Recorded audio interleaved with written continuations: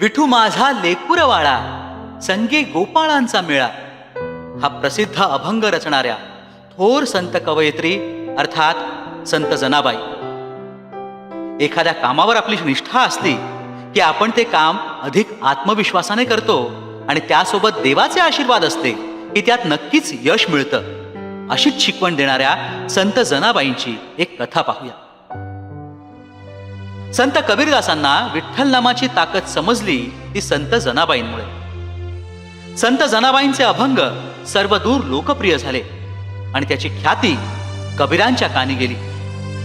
इतके सुंदर अभंग रचणारी ही महिला आहे तरी कोण या उत्सुकतेपोटी संत कबीर जनाईच्या भेटीसाठी पंढरीला आले.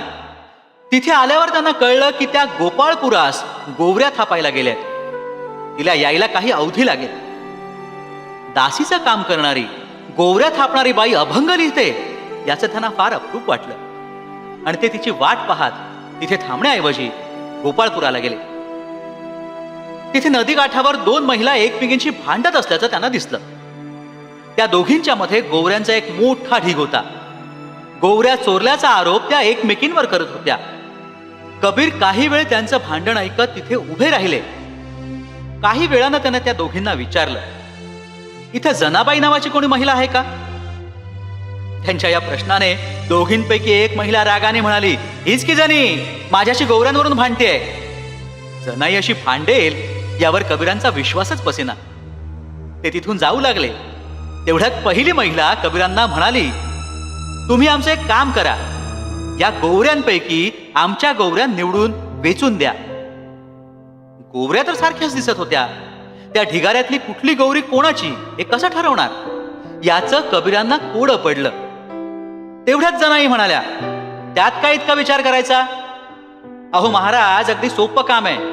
तुम्ही सर्व गोवऱ्या एका ठिकाणी करा आणि त्यातल्या प्रत्येक गौरीला कान लावा. ज्या गौरीतून विठ्ठल विठ्ठल असा आवाज येईल ती गौरी माझी आणि ज्यातून आवाज येणार नाही ती हिची. जनाईच्या उत्तरानं कबीरांना एकदम बरं वाटलं. त्यांनी त्या ढिगाऱ्यातून दोन गोवऱ्या उचलून कानी लावल्या आणि काय आश्चर्य, त्या गोवऱ्यांमधून विठ्ठल विठ्ठल असा आवाज येत होता. त्यामुळे बहुतांश गोवऱ्या जनाबाईच्याच होत्या. गोवऱ्यांची वाटणी झाल्यानंतरही कबीरजींच्या चेहऱ्यावर प्रश्नचिन्ह होतच. जनाईंनी त्यांच्या मनातली शंका ओळखली आणि त्या म्हणाल्या, या गोवऱ्यातून हा आवाज कसा आला असेल याचं तुम्हाला कोढं पडलंय का? अगदी साधी गोष्ट आहे. मी या गोवऱ्या थापताना विठ्ठलाचंच नाव घेत होते, त्यामुळे माझ्या कार्यातून सुद्धा विठ्ठलाचं अस्तित्व जाणवू लागलं. मुलांनो, तुम्ही सुद्धा देवावर विश्वास ठेवून आपलं काम केलं पाहिजे, म्हणजे तुम्ही नक्कीच तुमच्या कामात यशस्वी होऊ शकाल.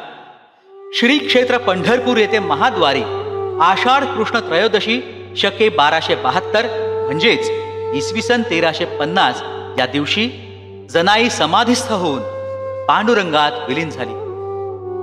परभणी जिल्ह्यातील गोदावरीच्या तीरावरील गंगाखेड हे जनाबाईंचं गाव.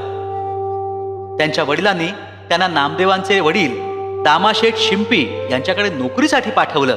तेव्हापासूनच त्या संत नामदेवांच्या कुटुंबातील एक होऊन गेल्या.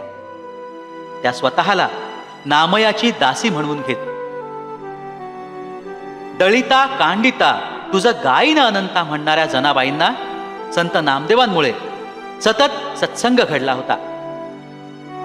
कहाणीचा बोध, एखाद्या कामावर निष्ठा असली की आपण ते काम अधिक आत्मविश्वासाने करतो.